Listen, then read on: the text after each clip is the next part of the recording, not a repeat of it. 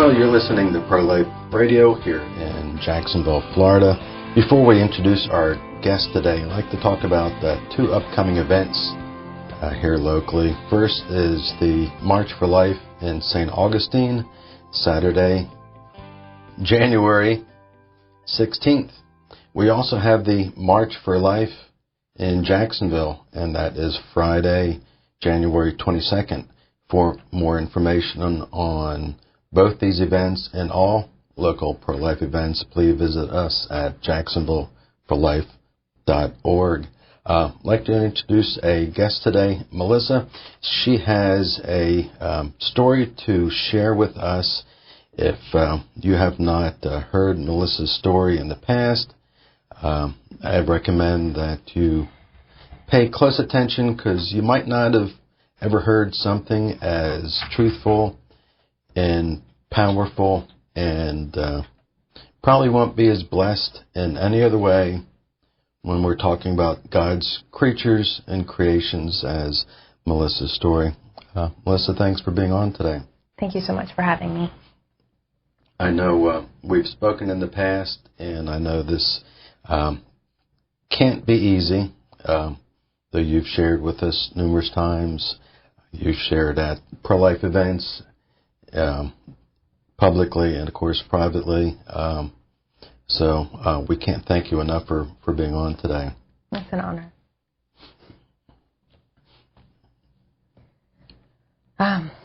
Go ahead and start. Just this last October, we released balloons to honor what would have been my son Christopher John's 20th birthday. It was about 20 years ago that I was a victim of date rape. Much of the night was a blur, but I did end up being pregnant and scared at only 17 years old. I tried hiding it for a while, but I finally told my parents when I was about 16 weeks along. I was told that there was no way I was going to keep the baby. If I did, I'd have to do it on my own. And, of course, the dad was nowhere to be found. I felt hopeless, alone, scared.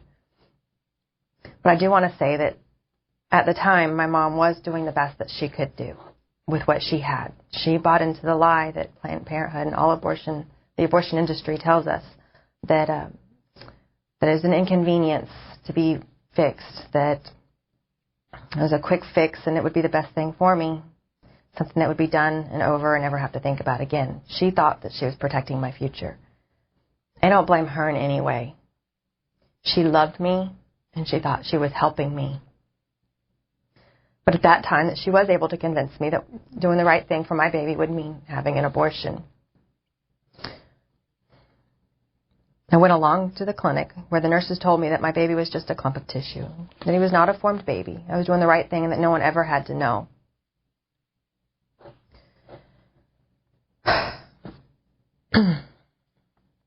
What I know now that I didn't know then was that I was far enough along that my son could feel pain. He sucked on his thumb. He could even hear my voice when I was talking.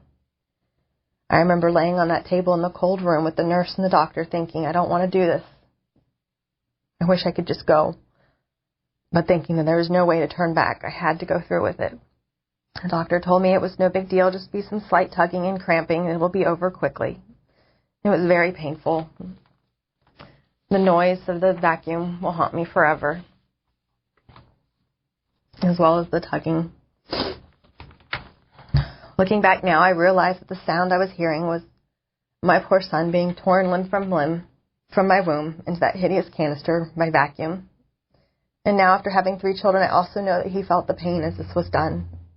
It was obviously very traumatic, and I tried justifying my actions, saying that it was best for the baby. I was in no position to care for him, and that because of his father's drug abuse, the baby would most likely have medical complications. For many years, I would stuff down the pain, saying to myself that I didn't deserve to be sad since I allowed it to happen. It was my punishment for what I did. I got to the point that I could no longer stuff the pain. I was constantly crying, extremely depressed. And it was then that a dear friend came out about her abortion and shared how that she had begun the healing process through a retreat at Rachel's Vineyard. I scheduled my own retreat shortly after and was able to begin the process. And I say process because it really is the peeling back layers of an onion. There's so many layers to the healing process. And so many memories that were hidden and stuff down slowly come back over time. I've been able to come further and further along through God's grace, and I began to look back at my actions and see that my abortion not only took a precious child of God too soon, but it affected my relationships with my husband and with my children. It was just a year after my abortion that I was blessed with my first daughter. So beautiful, so perfect. In the beginning, I was afraid to bond with her, afraid that I would lose her somehow, since I didn't deserve to have her after what I did to her brother. I'd say it probably took a couple years before I actually was able to begin to get close to her and love her. But then I went to the other end of the spectrum and became overprotective. I couldn't let her go anywhere. Just driving over the Buckman Bridge with anyone other than me was a nightmare, because then I couldn't control if she got into an accident. Even with my husband, Ferris wheel or any theme park rides or even vacations to the mountains where most people would enjoy overlooking the view at the mountains, I'd hold on tight. I wouldn't even let her go with her daddy because I felt that he wouldn't take care of her as well as I could, because I could control what I would do.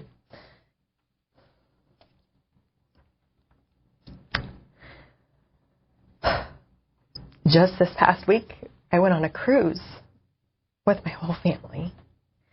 And my youngest, all she wanted to do was look over the balcony. So even today, I struggle. I couldn't let her look over because she was going to fall. So even though I'm working through the healing process, these are issues that I probably will have to deal with forever. I struggle with the need for control. The need has affected every area, all my relationships. I have anxiety attacks if I'm a passenger in a car. Again, they may not be as careful. We could get into an accident. I can't be late for any appointment. I'm always early. Again, controlling.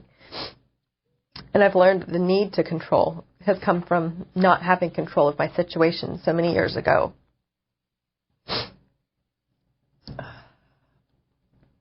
I now have 3 daughters. My older 2 are aware that they have a brother in heaven and that I aborted him so many years ago. My youngest, the sweetest, most loving girl you'll ever meet, never meets a stranger. Everyone needs a hug. God's given her a special intuition and care for others. I haven't told her yet. I can't bear the look in her eyes when I tell her that I allowed her brother to be murdered, and then she'll never get to meet him this side of heaven. She knows she has a brother. She releases balloons every year. She's asked why he's in heaven. I just can't tell her yet.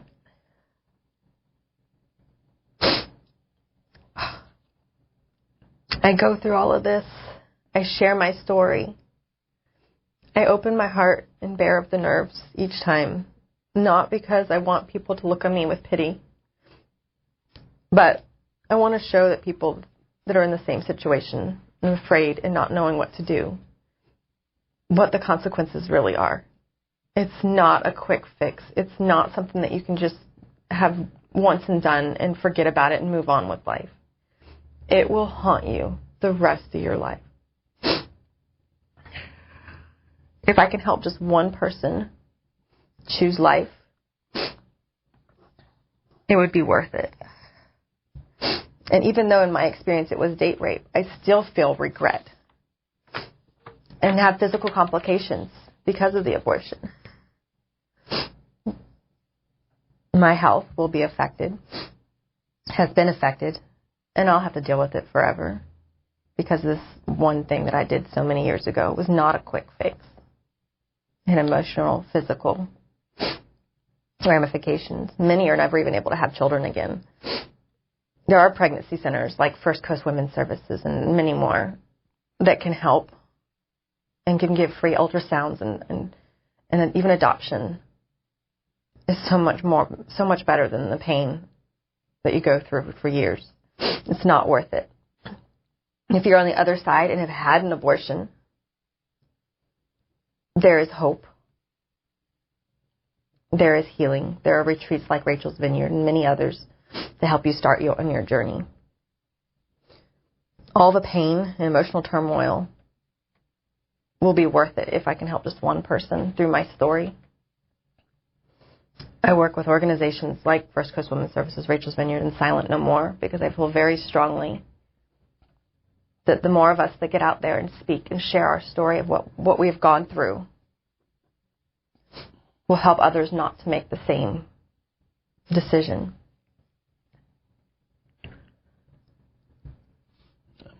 Listen, always a loss. Everything that an organization can do, everything that I can say just pales in comparison to your story. The strength that God gives you to share this. For those that have missed it, just so much in it that you want to look at it again. You can find Melissa's story on our website, jacksonvilleforlife.org. I apologize for these questions. I know that it's been over 20 years that you've been struggling with this, and with God's forgiveness that you can be healed. But those that are thinking about this, we continue to be told it's a blob of tissue. It's just going to take a couple of minutes. Like you said, it's a quick fix. You're done. You never have to worry about it. They aren't told of the side effects. What would you tell these young mothers, their parents, their boyfriends? What would you tell them, knowing what now, 21 years later, that you did not know when you were 17? Didn't know that there was help, that there were organizations out there that could give me a place to go if I end up being alone and on the streets. I didn't know the development of a baby. So an ultrasound, just go have the initial ultrasound to even see if it's a viable pregnancy, and see the baby's heartbeat, and see and listen to the stories of those who have been there and done that, to what they've gone through. I mean, understanding that it's not a quick fix, that there are years and there are ramifications far more than just physical and the loss of a life. So many people, we focus, it is tragically a loss of a life that God has created, but it is also so much more.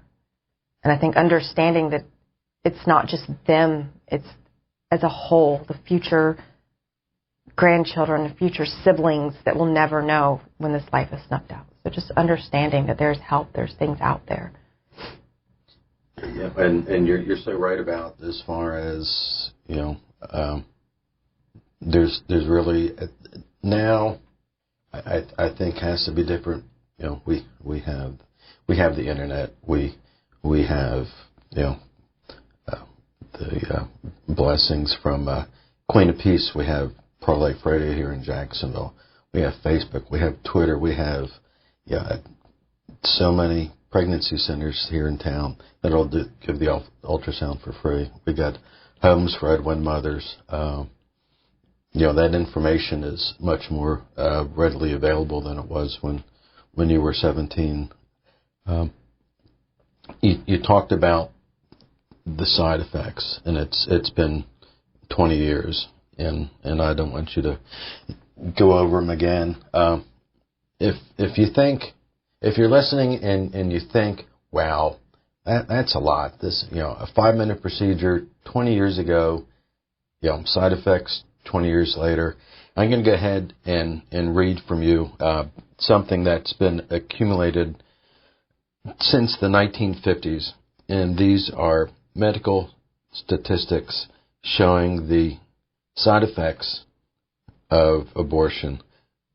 And I'll stop halfway through just because there's just so many, but you can find all them the studies, the dates, and all this information is on our website, jacksonvilleforlife.org, under the side effects of abortion. I'll just go a couple of them. Premature births up to 30% after the first abortion, and up to 90% after the second abortion. Breast cancer increase, 80% studies since 1957. We won't talk about the groups here that avoid that subject. Pain during the abortion is equal to some cancer patients. 1989. Death rate of mothers 24 months after an abortion is up 100%. You talked about depression. Depression within the last 4 years experienced by 42% that have had an abortion. Married women, 8 years after an abortion, clinically depressed, up 138%. 10% of all mental health problems in the United States are a result of abortion. And promise last. Suicide rate after an abortion up 600%. I won't get on my soapbox very long. How can any person, okay, just forget about the lost, how can anyone that calls himself a follower of Christ not have the conviction for these young mothers that are going through this? It's beyond me.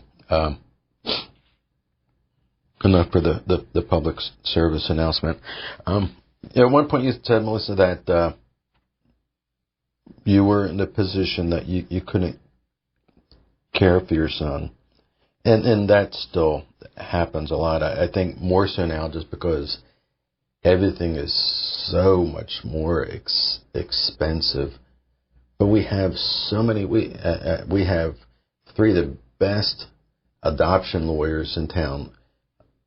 We have adoption laws in Florida that make it whatever the birth mother wants. Open, closed, totally up to the mother. We have adoptive parents wanting to adopt that are willing to sit there and pay for it, everything. Those resources are out there. Just call any of those pregnancy centers that are listed on our website. They'll be more than happy to assist or direct.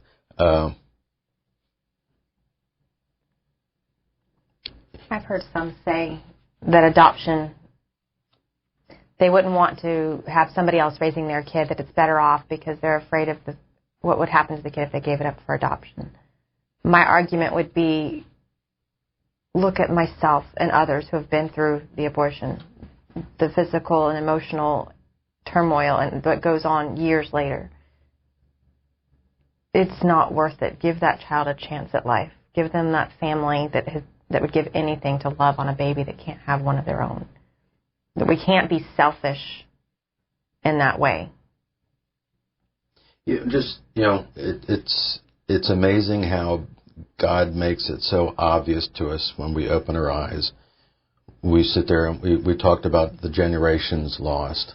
We have a secular, godless newspaper in the Wall Street Journal that comes out and says, the main reason that Social Security is bankrupt is because we've killed over 50 million babies.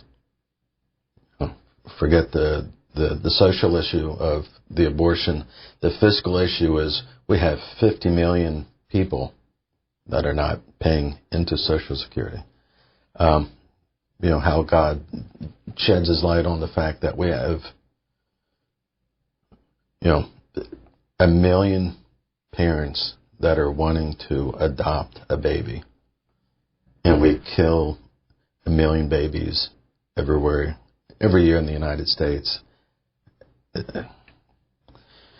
I'll stop. I promise. You talked about some fantastic organizations that we have here for young mothers. You had mentioned Rachel's Vineyard. Again, what are they able to offer young mothers that have have gone through this, Melissa? They have a few different services. They have one-on-one counseling. If you can call into their hotline number, and they will give you one-on-one counseling or connect you with a counselor to find the help that you need.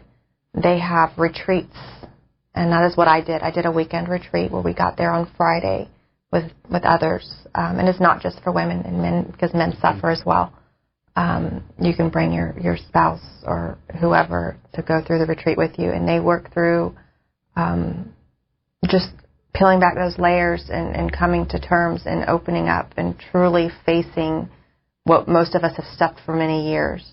And it concludes with a memorial service where you are given the ability to name your child and truly put them to rest. Because so many of us, we try to hide it and we don't give them that. We don't allow ourselves to mourn their loss. So having that memorial service really, it's very healing, and it was a great start to the process. I know you spoke a lot about your girls and your relationship. Can you share a little bit how this has affected your relationship with your husband? And of course, this is not the father of your lost child. How's that affected over the years? My ability to connect with him and feel close with him. It's very difficult. It doesn't matter how many times he tells me he thinks that I'm beautiful or he wants to be with me or that he loves me. It's been very difficult for me to believe it, to allow myself to even really truly connect with him, because how could he love a murderer? How could he see me in any light other than the fact that I killed a child? We've come a long ways. We've been married 16 years as of just last week, and we're working through it, and he's been very patient and very loving. But it is difficult to truly, yes, I still hold on to that identity of being a murderer. So letting go of that and allowing him to truly love me and allow myself to truly connect. It's kind of like with my girls, but on a more emotional closeness level with him. When going back to Rachel the Vineyard, I would presume that they're talking about, God's forgiveness. Yes. How does that relate to, God forgives us of our sins through His Son? How, at that point, is that when we can start the process of forgiving ourselves?